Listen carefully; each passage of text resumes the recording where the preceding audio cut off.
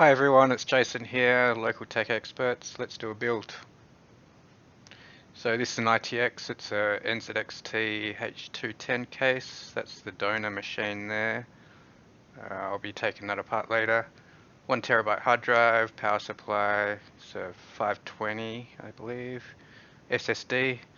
So I forgot to add the fan set, but that'll come later. Here's the donor machine. I'm sort of just taking it apart here. Nice little ITX board. It's a 3rd gen, so socket 1150 I believe, or 1151.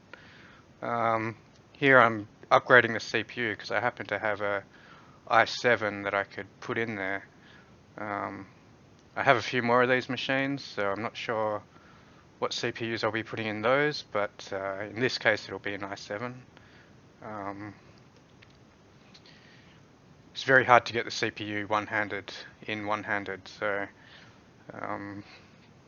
got it in there eventually. Those mechanisms aren't the easiest to work with, and as you can see there's thermal paste all over the place, but I go through a bit of thermal paste with GPU repasting and CPU repasting. Just have to make sure it's cleaned off it before you put some new stuff on. Just using the stock cooler in this case. It seems to have pretty decent airflow, so I think the temperatures should be okay. Getting pretty apt at putting the thermal paste on now without putting too much on.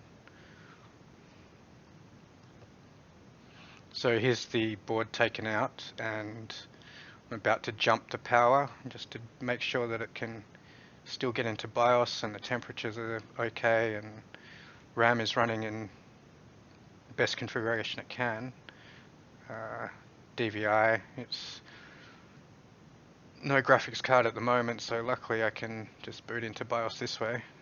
I think I actually miss the BIOS screen, so I have to reset it here and make sure I get it the next time.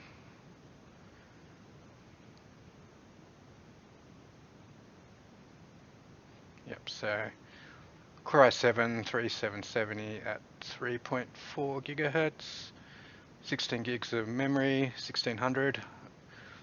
I do end up checking the temperatures and they're sort of idling at 30, between 35 and 40. Here's me unboxing the case, which is always a bit of a struggle. This one's not too bad. I've never built into one of these cases before. I've done plenty of ITX builds, but this one's new to me.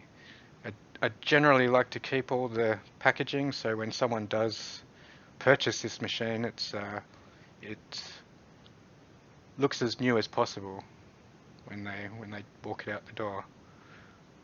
This one sort of comes with a couple of items. The screws are not quite standard for some of the things, but they provide them in little baggies and label them pretty well, which is nice. Some manufacturers just dump the screws all in one bag and give you 5 cable ties and call it a day. But NZXT are quite quality. The case is quite quality. The steel is pretty thick and solid all around. It's a red and black one. So when I put the case fans in, this one takes 4 120 mils. I believe you can put a radiator in the front if you wanted to. So that's got to go in there now. And this is after I'd installed it.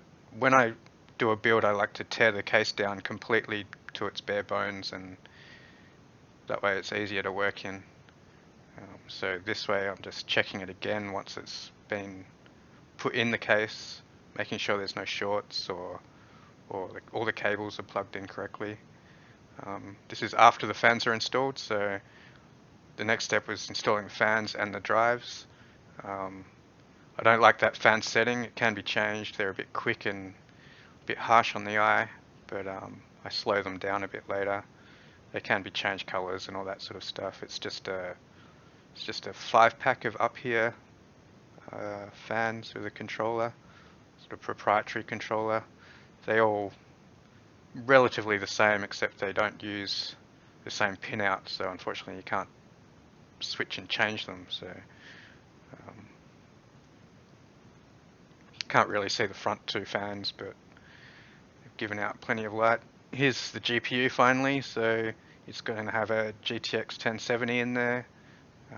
Luckily GPU prices are starting to come down a bit now, so I managed to get this one relatively cheap, and it's in a nice condition, and the guy showed me it working, and the temperatures and everything, they're very nice. It's a nice clean card. Sometimes you buy cards and you have to clean them up. Here's the final product. I'll be putting the case side on. Not too bad. The bit of cable management could be done a bit better, but overall I'm pretty happy with it. So thanks for watching, guys, and next time.